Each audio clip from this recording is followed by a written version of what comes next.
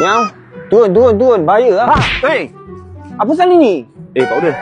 Saya rasa kita direct pergi sana je lah. Pergi mana? Kita pergi Lubuk Cina.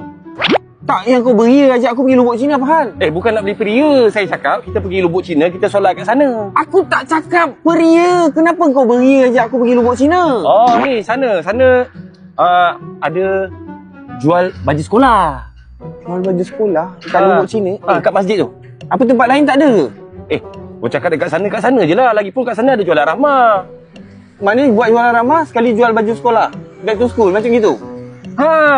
Yang paling penting, Pak Uda punya level saya tahu. Sana ada cabutan bertuah RM20. Okey, Pak Uda RM20, saya RM20. Baru RM40, Pak Uda belanja lah saya.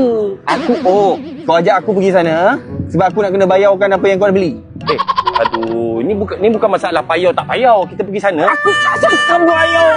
Kenapa lah kau ni susah sangat aku nak borak. Aku boleh ikut kau tau. Tapi kalau tak ada jualan ramah, kalau tak ada back to school kat sana, 11 hari bulan 11 hari bulan. 11 bulan.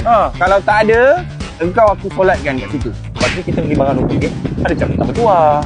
Okey, aku boleh pergi. Aku boleh pergi, tak ada masalah. Pak Uda belanja Apalah tak nak belanja untuk orang lain pun. Kau ni on. Ini kereta orang on. Kita datang naik motor. Salah. Pergi sana.